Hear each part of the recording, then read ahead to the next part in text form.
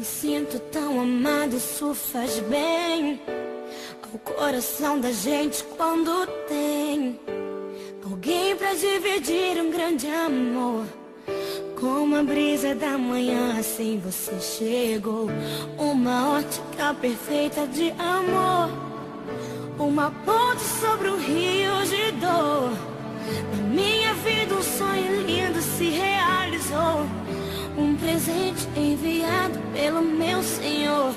Você foi como um dilúvio de amor, arrancando do meu peito uma dor.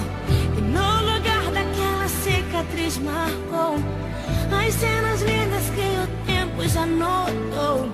Você é minha tempestade do bem, trazendo chuva ao meu deserto, me fazendo alguém, amada simplesmente pelo que é. Ontem namorada, noiva, agora sua mulher. Me sinto tão amada, isso faz bem ao coração da gente quando tem alguém pra dividir um grande amor.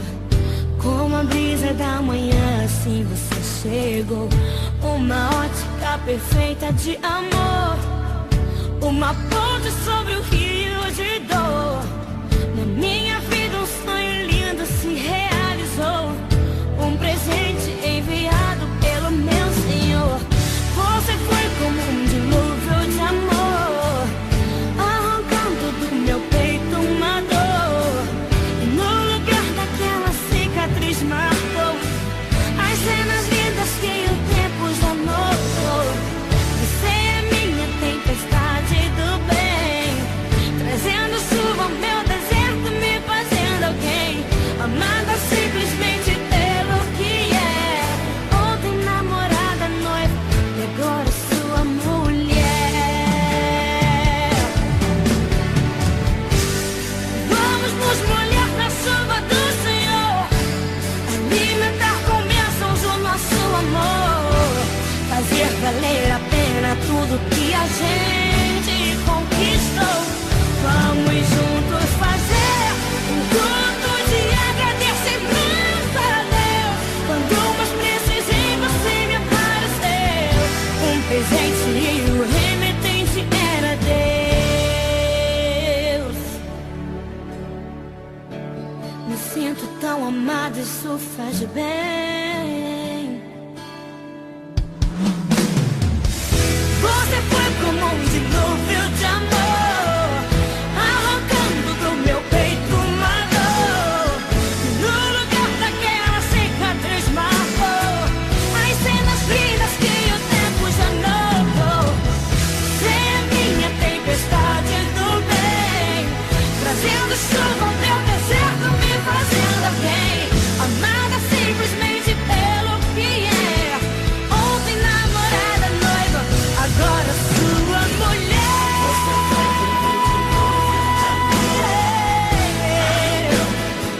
Do meu peito uma dor.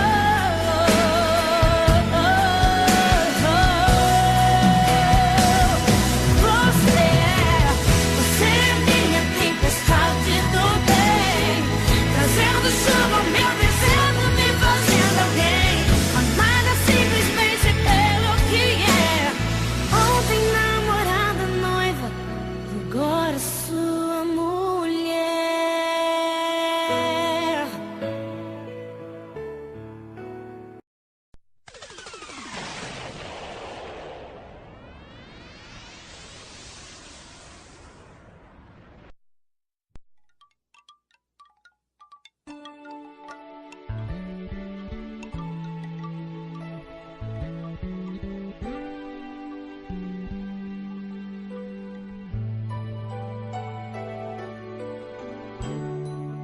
Presente do céu ganhei, vim te apresentar, Senhor.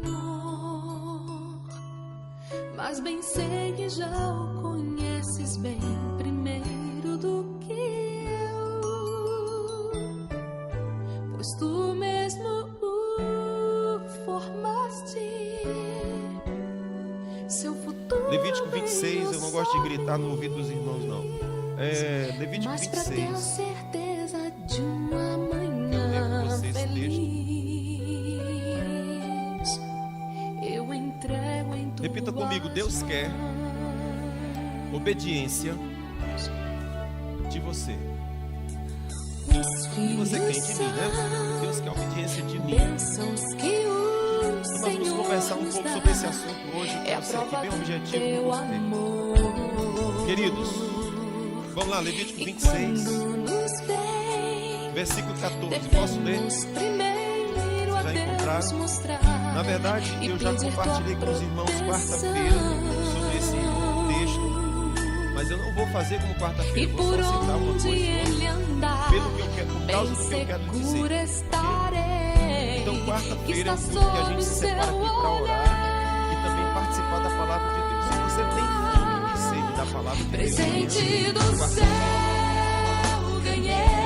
Levítico 26, versículo 14 diz assim: mas Te apresentar, se não me ouvirdes Senhor, e não cumprirdes todos esses mas mandamentos, bem sei se que rejeitardes já os meus conheces estatutos bem e a vossa alma primeiro desprezar os que meus preceitos, de modo que não cumprais todos os meus mandamentos, mas violeis o meu pacto, então, vamos parar ali, seu vamos parar dessa futuro palavra, então. bem eu sei. Olha o que o Senhor está dizendo. Mas pra Aqui ter Deus a está falando, certeza nos de versículos uma anteriores a esse, no capítulo 26, ele está falando sobre o que acontece quando a gente obedece a Deus, quando a gente anda em obediência a Deus. A partir do versículo 14, Deus vai explicar o que acontece quando a gente desobedece. estando Na quarta-feira contigo. passada eu estava ensinando aqui para os meus irmãos que Não preciso me preocupar. no Brasil, que é considerado o maior país cristão do mundo, Tu ou um és dos maiores, se não for o maior, a gente És tem, o para a mesma quantidade de crente dentro da igreja, a gente tem a mesma quantidade de desviados. em teus passos A gente tem a vou mesma quantidade educar. fora. Ou seja, pessoas que tiveram uma experiência com Deus, mas por uma razão ou outra não estão mais na igreja. Presente Estão do fora da céu igreja. ganhei. E eu estava citando para os irmãos também um exemplo de um pastor que estava compartilhando a experiência dele no manicômio. Mas bem Ele sei exercia um que já trabalho no hospital conheces psiquiátrico. bem primeiro E ele disse que, para do sua que surpresa, a grande maioria daquelas pessoas que estavam no manicômio eram desviadas. Um dia eles estiveram na igreja seu futuro e hoje estão bem eu no manicômio. E aquilo foi assustador para ele constatar isso. Agora, quase os senhores, ele se assustou por causa das pessoas que estão no eu manicômio. As entrego pessoas em ficaram doidas. tuas mãos. E porque ficaram doidas foram parar no manicômio. Mas e se eu disser para você que boa parte das pessoas que hoje são bandidos, assassinos, ladrões, um dia estiveram frequentando a igreja? O que você me diria disso? Uma quantidade absurda de pessoas que estão fazendo coisas horrendas, mas essas pessoas já tiveram conhecimento da palavra de Deus e simplesmente decidiram abandonar Deus. E eu estava advertindo os irmãos que as pessoas entram na igreja e saem da igreja como quem troca de cueca, como quem troca de calcinha, como quem troca de chip de celular. Fácil, fácil, fácil eu entro, fácil eu saio. A pessoa não cria vínculo, a pessoa não cria raiz, a pessoa não se estrutura, não se estabelece, brinca com algo que é sagrado, com algo que é santo, e acha que a coisa fica por isso mesmo. E o que Deus está chamando a nossa atenção é que existem consequências para quem desobedece a palavra. Uma vez que nós tomamos conhecimento da palavra, gera-se um compromisso. Você está comigo? Aquela pessoa que nunca ouviu falar de Deus, escute, existem pessoas espalhadas na terra, gemendo, clamando, orando e pedindo a Deus, para que alguém seja enviado, para lhes comunicar os caminhos de Deus, ou o caminho de Deus, melhor dizendo. Existem pessoas clamando. Alguém estava falando que aqui no Brasil, o Piauí, nosso estado do Piauí, é o estado que tem menos igreja da nossa confederação. É um estado difícil, é um estado segundo afirmam, é um estado difícil, é um estado quente, é um estado que tem muita pobreza. Não sei por que razão. Alguns dizem que é por causa disso, eu não acredito. Eu não acredito que seja por causa disso que a igreja não vai. Há uma razão que a gente desconhece, mas é um estado que pouca igreja tem. Enquanto que em outro estado elas se abarrotam. Exemplo aqui na nossa cidade, na rua 50 e... Nessa rua aqui tem uma igreja, 2 igrejas, se você duvidar tem mais uma terceira lá, que é os irmãos oram dentro de uma casinha, estão lá buscando o Senhor. 3 igrejas numa rua. Na outra rua aqui também tem um bocado. Vai para a Avenida 9 tem umas 5. O pessoal diz que tem mais farmácia tem mais igreja que farmácia na Avenida 9. Igreja, irmãos, muita igreja. E tem gente que pergunta assim, para que tanta igreja? Era melhor que fosse boca de fumo então, né? Já que nós estamos incomodados porque numa rua tem 3, 4 igrejas, então era melhor que fosse boca de fumo, porque era melhor para a sociedade. Não reclame porque tem 10 igrejas na sua rua. São 10 igrejas que frequentam grupos diferentes, famílias diferentes, problemas diferentes, e aquelas pessoas estão buscando uma solução em Deus para os seus conflitos. E elas têm um lugar para onde ir. E existem muitos lugares que as pessoas querem, mas não encontram. Então, quando a gente tem demais, o que é que a gente faz? Esnoba. Não é não? E acha que então, que se eu sair dos caminhos de Deus, fica por isso mesmo.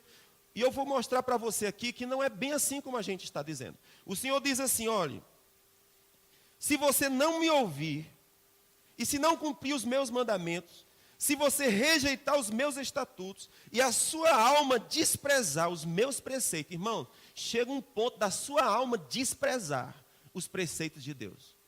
Uma coisa é você não gostar, uma coisa é você não concordar, a outra coisa é que o nível chegou tão elevado que você despreza. O Senhor disse, quando isso ocorre, então virá sobre você terror. Fale comigo, terror. E então eu quero mostrar para você que uma das consequências imediatas da desobediência é medo. É pavor. Uma das consequências imediatas é essa, e é isso que o Senhor está dizendo aqui, pavor. No versículo 36 está escrito assim, quanto aos que de vós ficarem, eu lhes meterei pavor no coração, nas terras dos seus inimigos, e o ruído de uma folha agitada os porá em fuga. Fugirão como quem foge da espada, e cairão como se ninguém os estivesse perseguindo, sem que ninguém os estivesse perseguindo. Olha que tragédia. O Senhor está dizendo então, quando a pessoa tem uma experiência com a palavra de Deus, tem uma experiência com Deus, e simplesmente esnoba, simplesmente rejeita e despreza a palavra, ele disse, virá pavor, medo, sobre aquele coração. E o versículo 36 do mesmo capítulo está dizendo, eu meterei pavor no coração, e o ruído de uma folha agitada os porá em fuga, fugirão como quem foge da espada e cairão sem que ninguém os persiga. Você imagina o que é uma pessoa fugir, sem ter ninguém perseguindo, o pavor de tal modo que ele foge sem que ninguém esteja perseguindo. Eu não sei se você percebe, mas existe uma situação como essa, muito comum no nosso meio. É normal, há pouco tempo era normal você ouvir pessoas dizendo, eu estou depressiva, eu sou depressivo. Hoje é normal você ouvir pessoas dizendo, eu estou com medo, eu tenho medo. Ontem nós encerramos aqui a conferência dos jovens. Olha como era o nome da conferência.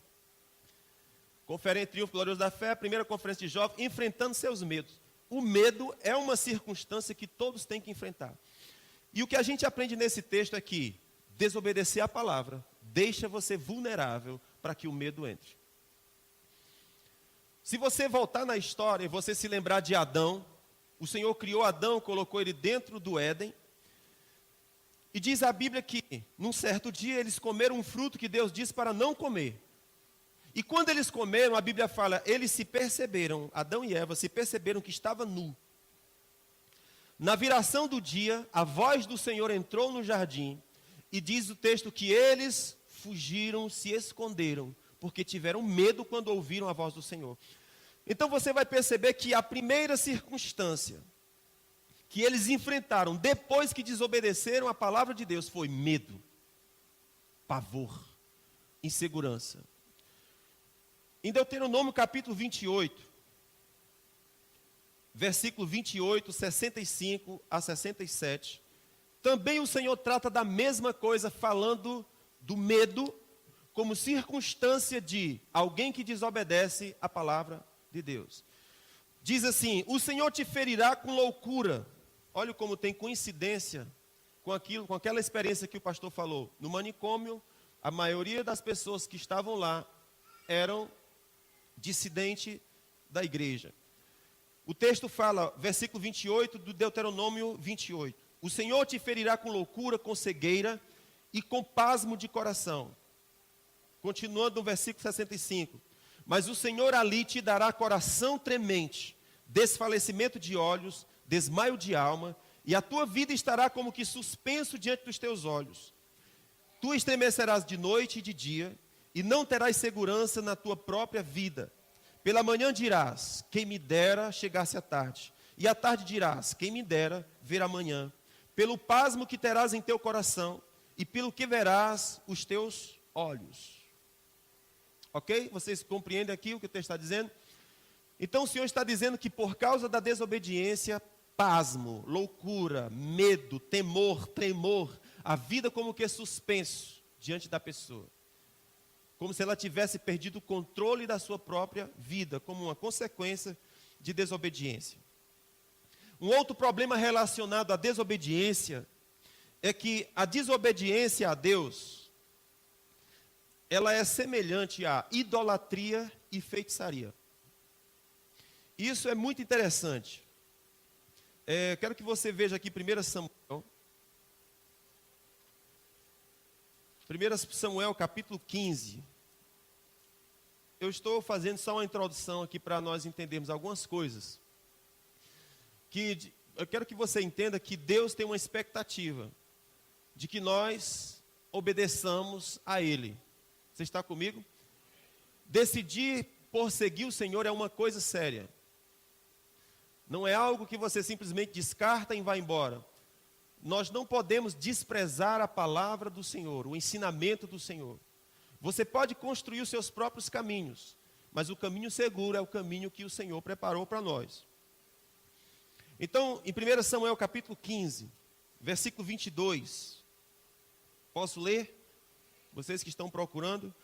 1 Samuel 15, 22 diz assim: Samuel, porém, disse: tem porventura o Senhor prazer em holocaustos e sacrifícios, como em que se obedeça a sua voz? Eis que obedecer é melhor do que sacrificar, e o atender do que a gordura de carneiros. Olha, preste atenção aqui. O Senhor havia dado um mandamento para o rei Saul. E o Saul, ele achou por bem fazer do seu próprio jeito. Vocês podem baixar a mão um pouquinho o som, viu? Saul resolveu fazer do seu próprio jeito. O Senhor deu uma ordem para ele, mas ele achou que podia fazer do jeito que ele entendeu. Irmãos, quantos sabem que geralmente a gente faz assim? A gente entende que nós sabemos mais sobre as coisas do que nós. E nós achamos que nós podemos construir nossos próprios caminhos, fazer a vida do jeito que a gente quer e achar que as coisas vão dar certo. Mas o Senhor tem uma palavra para nós. O Senhor tem um caminho para nós seguirmos. Alguém chega e pergunta, me diz uma coisa, só existe uma religião verdadeira? Geralmente essa é uma questão que as pessoas falam. Para entrar em debate de fé, cada um tem a sua fé, e aí para a gente entrar num debate, faz logo essa pergunta: só a tua religião que é verdadeira? Irmãos, o Deus que a gente prega, ele diz que ele é o único. Ele é o único. Ele é a origem dos céus e da terra, não há outro além dele. Então, se há alguém capaz de dizer qual é o caminho, é ele, o único. Logo quando nasce Caim e Abel, Adão pecou e foi lançado fora do Egito, eles tiveram aliás, fora do jardim, eles tiveram 2 filhos, Caim e Abel.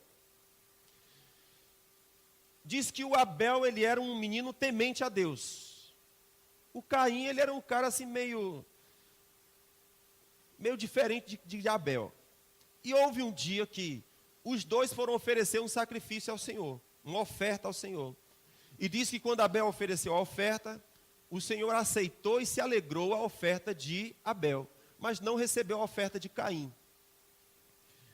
E Caim ficou com muita raiva, porque Deus não recebeu a sua oferta. E Deus tinha recebido a oferta de Abel, mas não recebeu a oferta de Caim. E Caim estava dizendo, isso é injustiça, está errado. Aí Deus chega para Caim e diz, Caim, se tu procederes direito, não é certo que eu te aceito? Mas Caim não queria proceder direito, ele queria proceder do jeito que ele achava que tinha que ser. Ele queria criar a sua própria religião, a sua própria lei. Ora, no jardim do Éden, quando Adão pecou, a Bíblia fala que como eles ficaram nu e com medo, o Senhor preparou para eles uma roupa e vestiu o Adão e a Eva. Pegou uma roupa de cordeiro, de carneiro, e vestiu Adão e vestiu Eva. Então aquilo, Deus estava apontando um caminho para o Cordeiro de Deus que viria, que era Jesus. Jesus pegou um cordeiro, Deus pegou um cordeiro e vestiu Adão e vestiu Eva, apontando que depois ele iria enviar um cordeiro do céu para vestir a humanidade, para que a humanidade pudesse estar bem diante dele. E então quando Abel, sabendo disso, foi oferecer uma oferta ao Senhor, o que ele ofereceu? Um carneiro. E quando ele ofereceu um carneiro, Deus estava dizendo, ele acredita no plano que eu tenho para salvar ele. E o Senhor o abençoou por causa dessa fé. Mas o Caim, ele disse, eu não vou oferecer cordeiro, eu vou oferecer uma melancia. E ele vai ter que aceitar a minha melancia. Por que tem que ser cordeiro? Por que tem que ser sangue? Eu vou botar, uma melancia. Melancia é uma oferta boa para Deus. Aí ele pegou uma melancia e botou lá. Só que Deus não aceitou sua oferta, porque Deus havia dito, é sangue que purifica pecado, não é melancia. Mas o Caim ficou zangado, porque Deus não o aceitou. E como Deus não aceitou mesmo, porque Deus não se dobra aos nossos caprichos, nós que temos que nos dobrar a Ele, não é Deus que tem que nos obedecer, é nós que temos que obedecer a Ele. Quem nos criou foi Ele, não é nós que criamos Ele. Quem diz qual é a norma é Ele, não nós. Quem diz qual é o caminho a ser seguido é Ele, não nós. Então eu digo assim, eu vou criar minha religião. Pode criar. A pergunta é, se Deus vai te aceitar ou não, é outra história. Você pode apresentar melancia para Deus, mas Ele disse, eu não quero melancia. Eu quero que você creia em Jesus, o único suficiente para perdoar e purificar o pecado dos homens, porque não há nenhum nome dado entre a terra, pelo qual importa que os homens sejam salvos, ponto. Em qualquer outro lugar que eu for buscar salvação, a Bíblia fala, não existe. Só há salvação em Jesus, porque apenas um foi constituído ponte entre o homem e Deus. Jesus Cristo, homem, ponto. Não, mas eu não aceito, eu não concordo, então fica na paz. Cria a tua religião, cria a tua filosofia, cria teu conceito. Mas a questão é, Deus te aceita? A pergunta é essa. Porque a única coisa que nos torna aceitáveis diante de Deus é o que Jesus fez por nós. E acabou-se a conversa. Então veja bem, nós estamos falando que a desobediência às leis de Deus, a primeira consequência é pavor, medo. Foi o que aconteceu com Adão e é o que acontece com a nossa alma. Nossa alma fica desprotegida e sensível a problemas psicológicos. Um outro problema que nós encontramos acerca da desobediência, que está aqui em Samuel capítulo 15, versículo 22, diz que o Senhor, Ele prefere a obediência do que o sacrifício. E aí tem pessoas que dizem assim, pastor, eu estou jejuando faz muito tempo.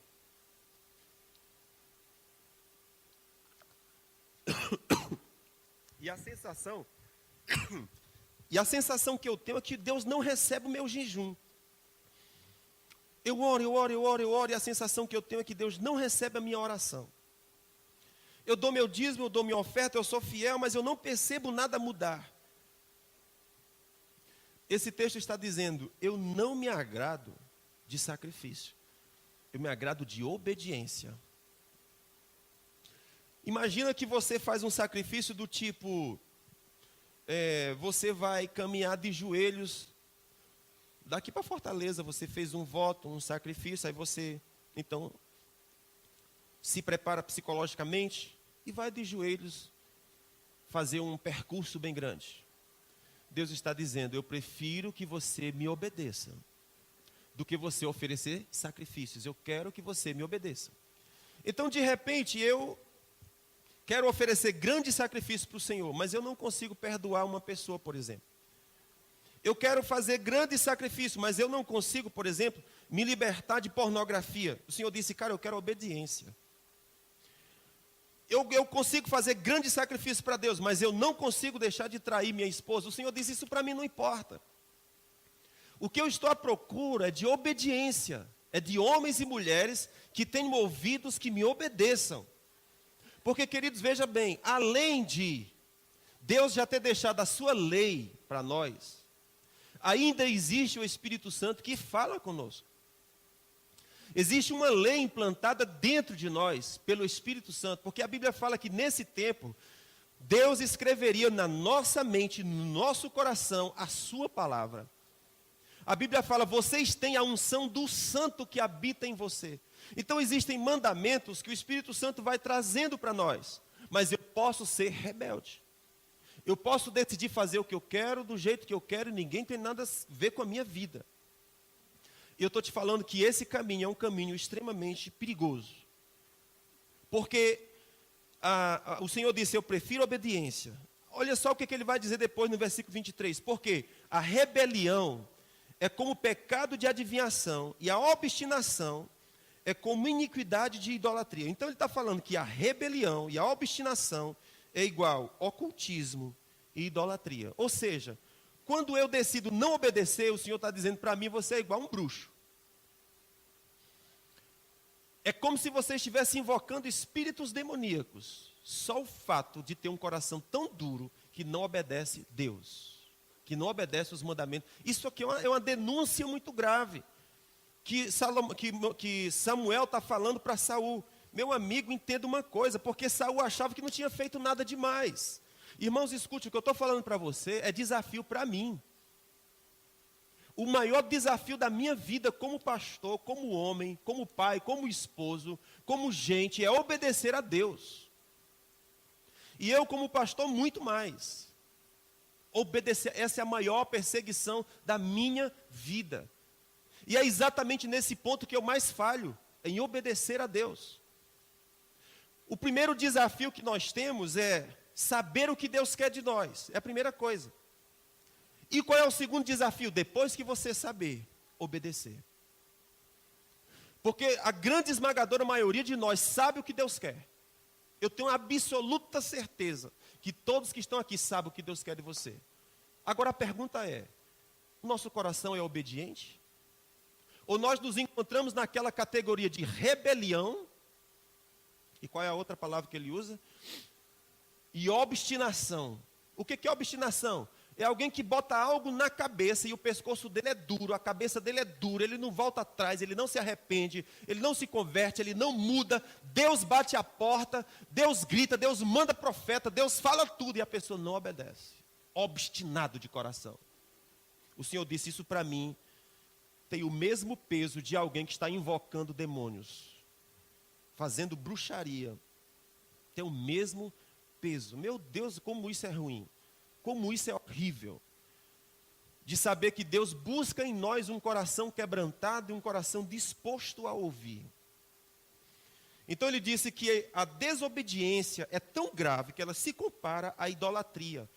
E tem detalhe, irmãos, no livro de Apocalipse está escrito, nenhum feiticeiro entra no reino dos céus. A Bíblia fala, nenhum idólatra entra, fica de fora. Então, ferrou. O que eu vou fazer agora? Eu não busco demônios, eu não busco ocultismo, eu não busco religiões doidas, eu não faço isso, eu estou tentando seguir o caminho de Deus. Mas o Senhor fala, se eu não achar em você coração obediente, não faz muita diferença. Porque o que tornou diabo foi o quê? Desobediência. O que tornou Adão separado de Deus foi o quê? Desobediência. O que é que mais irrita o coração de Deus? Desobediência. E a desobediência nos deixa vulnerável. Nos deixa vulnerável. Então preste atenção como isso é sério. Agora eu quero voltar com você para o Levítico 26 e quero te mostrar um detalhe. Cadê o ministério? Já pesou? Diga, ainda tem graça. Estou achando que vocês ficaram meio tristes.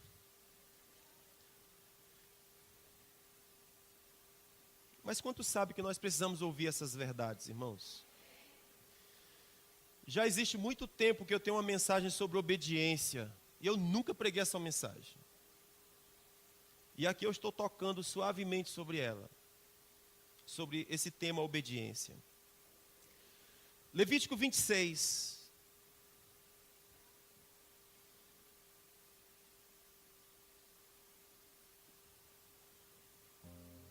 Versículo 40 e 42. Olha que coisa linda que o Senhor fala.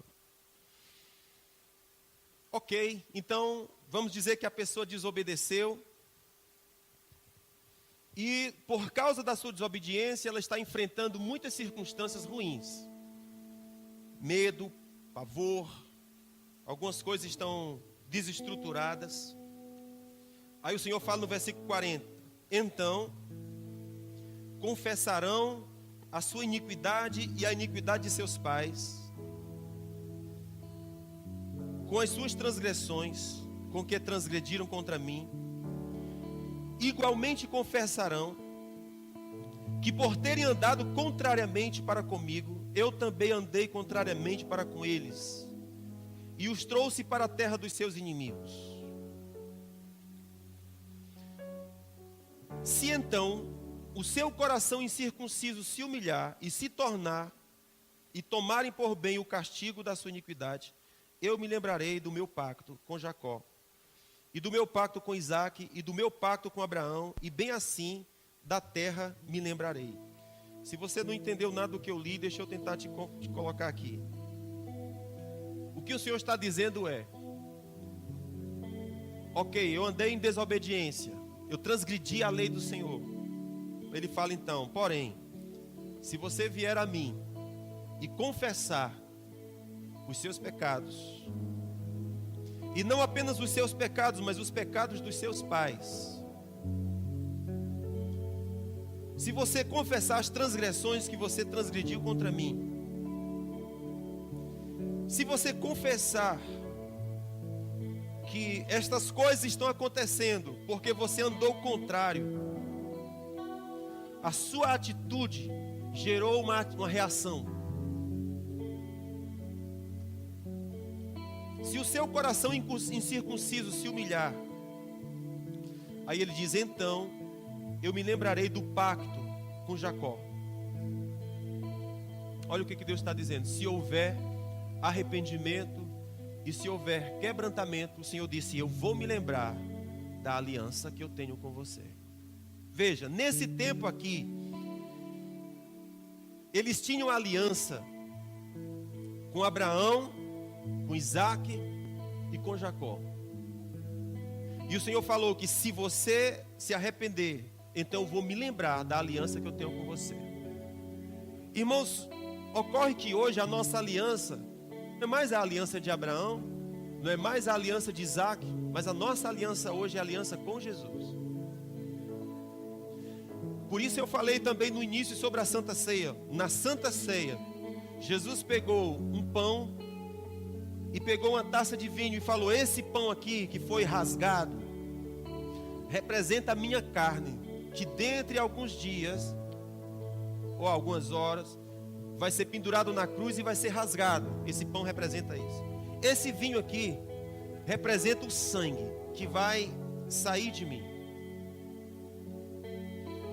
Esse sangue, disse ele, é o sangue no qual está baseado o seu pacto com Deus. E o que é que diz esse pacto que nós temos com Deus? Diz assim, eu prometo te fazer bem para o resto da tua vida. O pacto que está estabelecido em Jesus fala isso. Eu prometo te fazer bem todos os dias da tua vida. Também na quarta-feira, nós estávamos falando sobre um texto de Hebreus que diz assim: esteja certo de que eu te abençoarei. O Senhor disse: tenha isso como âncora da sua alma, segura e certa de que eu abençoarei você. Para que não haja dúvida, Deus diz: eu vou jurar por mim mesmo, porque não há ninguém maior do que eu para jurar. Então eu vou jurar por mim mesmo, para que depois que eu jurar, acabe-se toda dúvida, toda incredulidade, toda confusão, e você fique firme de que eu estou decidido a te abençoar.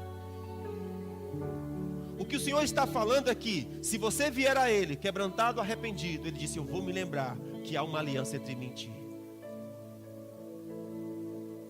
O que é que ativa a aliança de Deus? Arrependimento, quebrantamento. Ativa a aliança. Ativa o pacto que Deus tem de nos abençoar.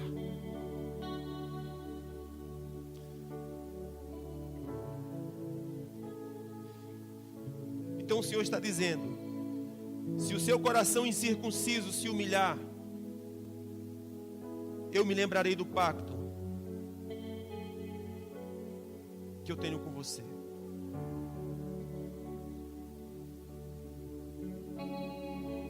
Quando nós andamos sobre a palavra, Josué capítulo 1, quando nós andamos sobre a palavra, medo foge, medo vai embora. Josué capítulo 1, versículo 7. Josué estava diante de um grande desafio. Quantos sabem que grandes desafios traz medo? Fazer o trivial não dá medo, mas quando você tem diante de você um grande desafio, medo é a primeira coisa que acontece. Medo, insegurança. Será que vai dar certo? Será que vai funcionar? Então Josué estava diante de um grande desafio, e o Senhor aparece a ele e faz assim: Josué, versículo 6, esforça-te, tem bom ânimo, porque tu farás este povo herdar esta terra que jurei a seus pais. Versículo 7, tão somente, Josué, esforça-te, tem bom ânimo. Olha o conselho que Deus vai dar para ele: cuida de fazer conforme a lei que o meu servo Moisés te ordenou. Não te desvie dela nem para a direita nem para a esquerda, a fim de que sejas bem sucedido por onde quer que andares. O que Deus está dizendo é que se você entra no caminho da obediência, há um destino certo. E qual é o destino certo? Ele disse: você será bem sucedido por onde quer que você andar. A obediência nos leva a ser bem sucedido, mas a rebelião, a obstinação nos leva para um ambiente de medo. Então o Senhor dá o conselho para Josué: Josué, deixa eu te ensinar como é que guarda a tua alma, como é que guarda as tuas emoções, como é que guarda a tua vida, Josué. Escute, Josué, bota a minha palavra diante dos teus olhos. Versículo 8, não aparte ela da sua boca, medita nela de dia e de noite, para que tenhas cuidado de fazer conforme tudo quanto nela está escrito, porque então tu prosperarás. Qual é o projeto de Deus para nós? Prosperar, irmão. O projeto de Deus para nós é fazer avançar. Uma coisa é você construir a sua vida baseado no seu esforço.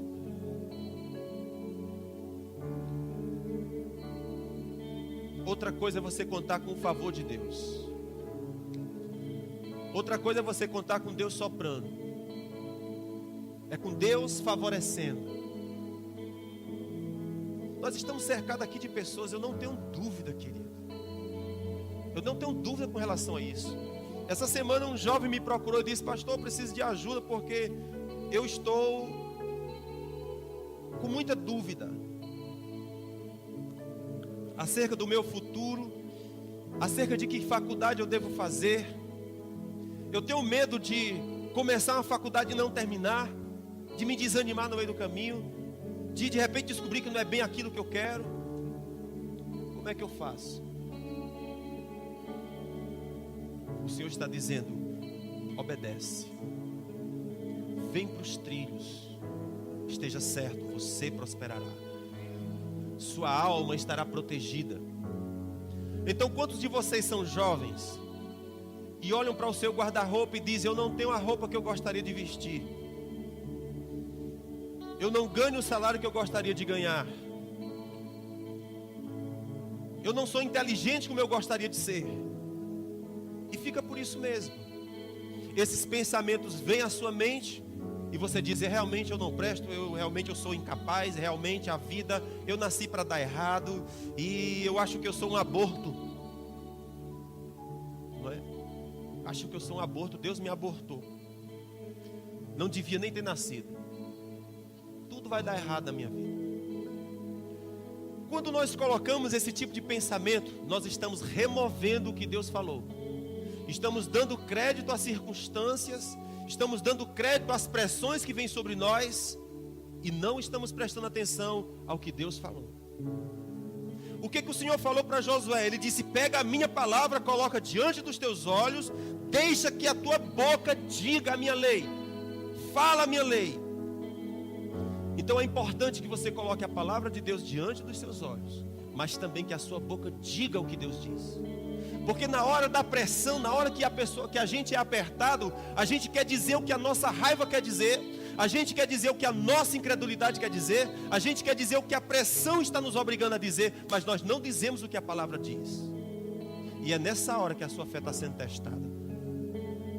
É nessa hora que portas estão sendo desativadas. Então Deus está dizendo: coloca a minha palavra diante dos teus olhos, coloca bota na tua boca, medita nela, para que você tenha cuidado de andar em obediência, porque então você fará prosperar o seu caminho.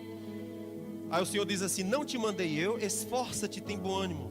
Olha o que ele diz agora: não te atemorizes, nem te espantes, porque o Senhor teu Deus está contigo por onde quer que andares. Depois que o Senhor disse: coloque minha palavra diante dos seus olhos, agora ele diz: não tenha medo. Não tenha medo. Fala comigo isso: não tenha medo. Não te atemorizes. Por quê? Porque eu estou contigo. Então, queridos, nós precisamos trocar alguns discos da nossa cabeça. É como se fosse uma foto que estivesse diante de nós, na nossa mente. E o que é que a gente vê quando a gente olha para a nossa mente? O que é que a gente vê? Deixa eu te contar uma coisa. Conforme você vê, você vai produzir. Você está comigo? Conforme você vê, você vai produzir. Como é que você se vê? Você se vê pobre? Você se vê miserável? Você se vê morando numa casa horrível? Você se vê andando de bicicleta quebrando e pneu caindo? Você se vê andando com a chinela havaiana com um prego enfiado? Como é que você se vê? Como é que você está se enxergando? O que o Senhor fala é: anda em obediência, coloca a minha palavra no teu coração, e o medo vai sair. Você não vai andar espantado e nem atemorizado, você vai andar convicto, você vai andar seguro.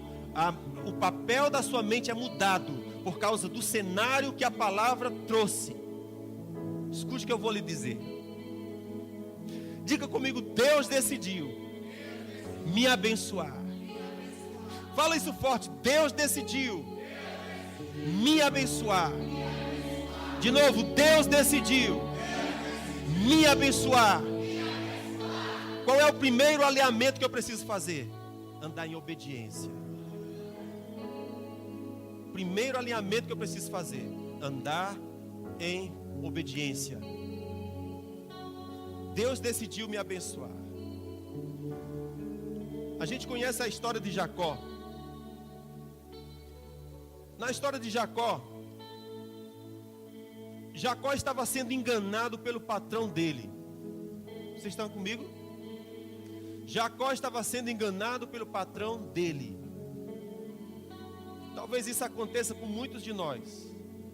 Você se sinta enganado com o seu patrão. Tá saindo som, filho, aí? Ótimo. É só porque estão gravando, irmãos. Jacó estava sendo enganado pelo seu patrão. O patrão já tinha acertado com Jacó 10 vezes o salário. E nas 10 vezes o patrão não cumpriu. Mudava o salário. Só que quando você está determinado de que Deus o abençoou, o patrão pode roubar, irmãos, mas vai chegar. Porque o seu suprimento não vem do seu patrão. Seu suprimento vem do Senhor, que tem uma aliança de te fazer bem. Então o Senhor chega para Jacó e diz: Jacó, vou te dar uma estratégia. E aí Jacó fez um acordo com o seu patrão, e o patrão disse assim: Jacó, tu fica com as ovelhas malhadas, tu vai trabalhar de graça para mim.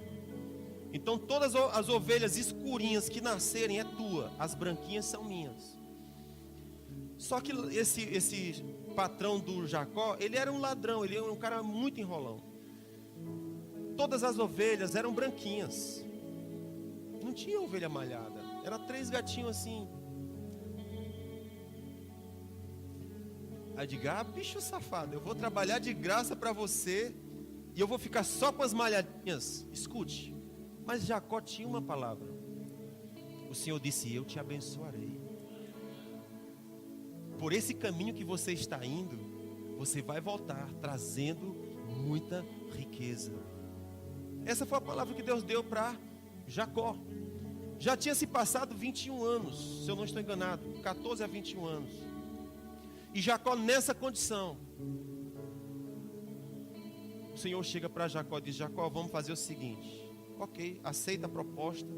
Você vai ficar com as malhadinhas. Faz assim: no local onde as ovelhinhas vão beber água, coloque uma varinha e você tira a casca dela. Tira a casquinha dela e deixa uma parte com casca, uma parte sem casca, uma parte com casca, uma parte sem casca. E bote lá no local onde elas vão beber água e namorar. Porque as ovelhas onde tem água e comida, elas vão namorar também. E todas as vezes que elas estiverem comendo e bebendo e namorando, elas vão estar vendo a estaquinha que você colocou lá.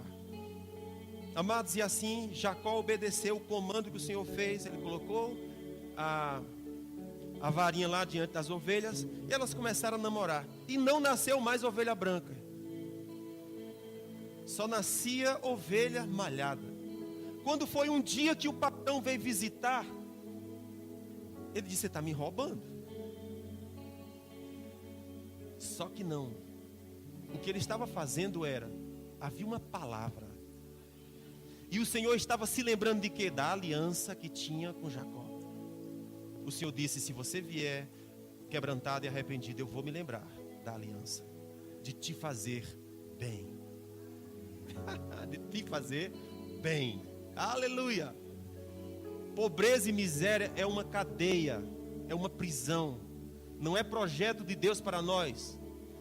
A pobreza, ela chegou quando o pecado entrou. Mas Jesus veio nos resgatar de pecado. E isso inclui pobreza também. Então, se eu ando convicto de que o Senhor decidiu me abençoar, é isso que vai acontecer. Agora preste atenção, que coisa interessante. As ovelhas produziam conforme elas viam. Elas produziam conforme elas viam. O que é que nós vemos? As ovelhas viam a varinha malhada, ela produzia varinha malhada.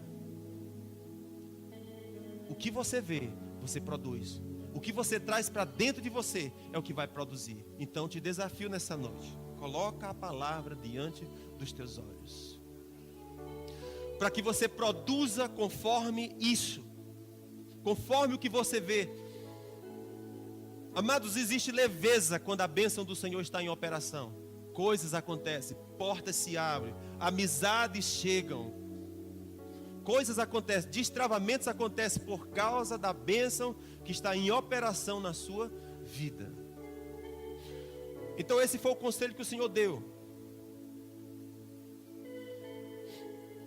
Uma coisa linda que eu vejo aqui, voltando aqui para o livro de Levítico, já vou encerrar.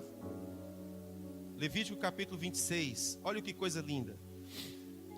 O Senhor nunca planejou que nós fôssemos escravos. Nunca esteve nos seus planos que nós fôssemos escravos. Nesse texto que nós estávamos lendo, Levítico 26, versículo 13, o Senhor diz assim: eu sou o Senhor vosso Deus. 26, versículo 13 de Levítico: eu sou o Senhor vosso Deus, que vos tirei da terra do Egito, para que não fosseis seus escravos. Eu quebrei os canzis do vosso jugo, e vos fiz andar erguidos. Olha isso aqui. O Senhor disse: eu vos tirei do Egito, para que vocês não fossem escravos. Diga: Deus me tirou do Egito, para que eu não seja escravo. Logo em seguida diz: eu quebrei. Essa expressão é muito linda. Eu quebrei. Eu quebrei os canzis do vosso jugo. O que é os canzis do jugo? Era aquele instrumento que se botava nos bois, aqui no pescoço, e tinha duas varas que ligavam a carroça. Aquelas varas que se liga à carroça, amarrada no pescoço, é chamado canzis. E o que o Senhor está dizendo é: eu te tirei do Egito, para que você não seja escravo, e os teus canzis eu rompi. Você não tem mais que carregar fardos. Você não tem mais que carregar pesos que é normal, que é comum para escravo. Mas você não é mais escravo. Eu já te tirei do Egito, já quebrei os teus canzis. O que Deus está dizendo é: coloca a minha palavra diante dos teus olhos, se baseie nela, olha para ela. Eu quebrei os teus canzis, te tirei do Egito, não é mais escravo. Agora, depois que o escravo é liberto, qual é o outro desafio? É tirar a escravidão de dentro. Não é não? Uma vez que o escravo é liberto, a outra questão é: agora tu precisa aprender a ser livre. Porque durante tanto tempo foi tirado aquilo que era seu por direito, que não sabe mais ser livre, só sabe ser escravo. Você já viu aquela história que você cria uma rolinha, um passarinho, durante um tempo, e então você bota ele no quintal para comer, tomar sol, e você deixa a gaiola aberta. E algumas vezes o pássaro sai, se alimenta, pega o sol, se estende no sol, depois volta para a gaiola. Você vai lá, prende a gaiola e bota no cantinho de novo. Não é assim? Ela não sabe como é ser livre. Ela esqueceu como é ser livre. Mas o que Deus está dizendo é: cara, eu te tirei do Egito. Você não é mais escravo. Eu já quebrei os seus canzis. Aquelas amarras que lhe prendiam ao peso que você puxava, já foi rompido. Tem uma expressão no livro de Efésios que eu gosto, que o Senhor diz assim, que quando Jesus ressuscitou, Ele levou cativo o cativeiro. Eu acho isso bom demais. Quando Ele ressuscitou, Jesus levou cativo aquilo que prendia, ou seja, Ele levou a gaiola. De modo que a pessoa abre a gaiola e você sai.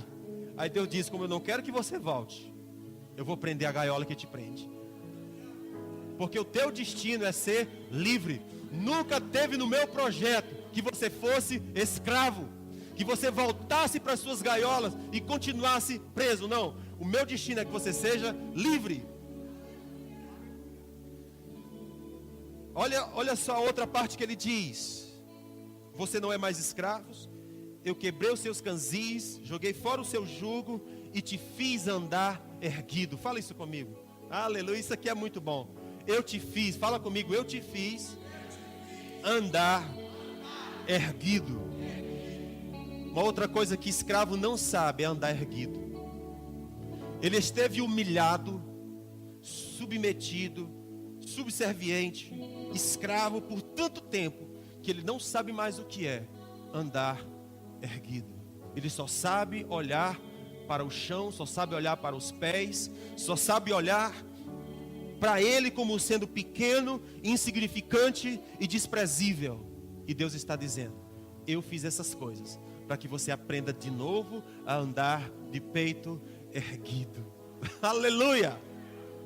Andar de peito erguido.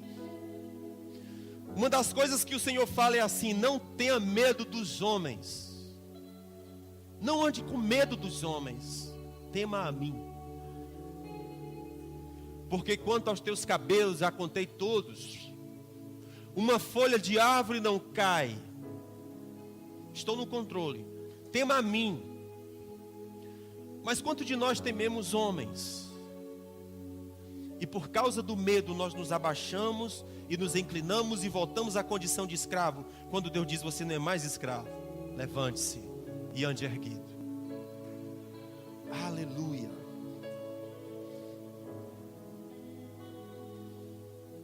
Quero ler com você Êxodo capítulo 21.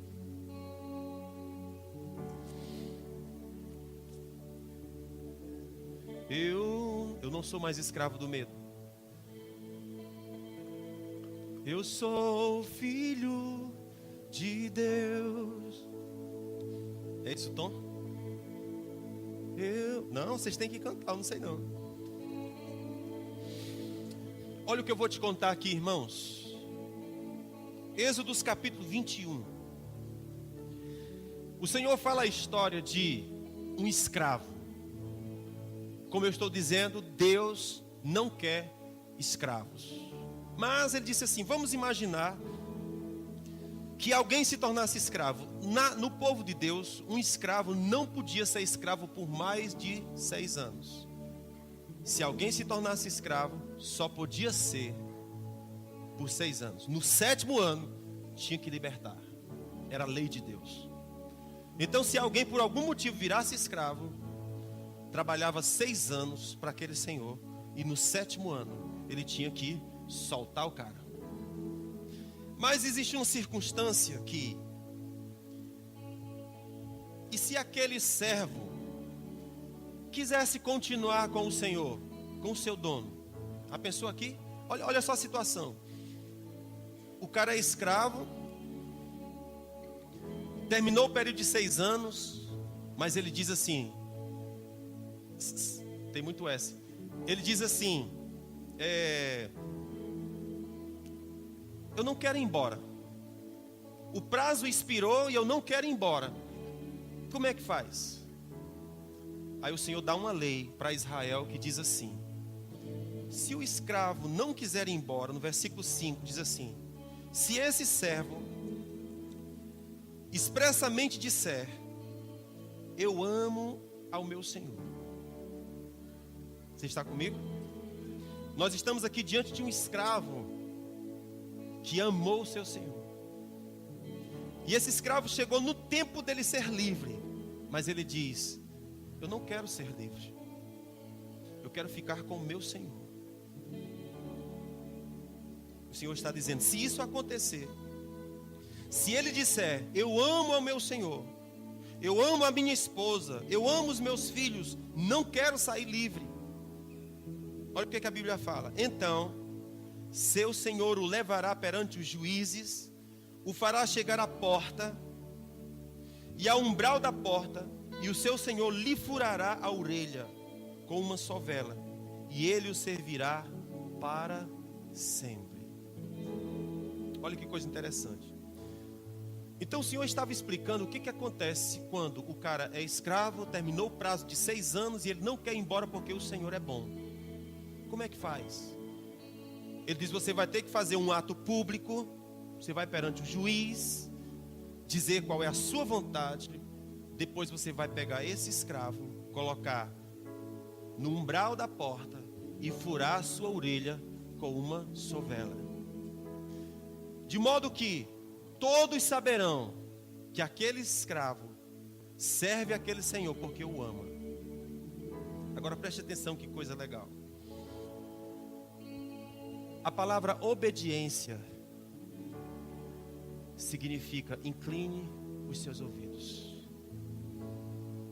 O Senhor está dizendo que o escravo que Ele quer que lhe obedeça é um escravo que o fará, porque descobriu que Ele é tão bom que não dá para viver sem Ele. Escravo de orelha furada. Escravo de orelha furada. Escute bem, aquele escravo, ele tinha toda a liberdade do mundo de ir embora. Mas ele decidiu, eu quero ficar com o meu Senhor, porque eu o amo.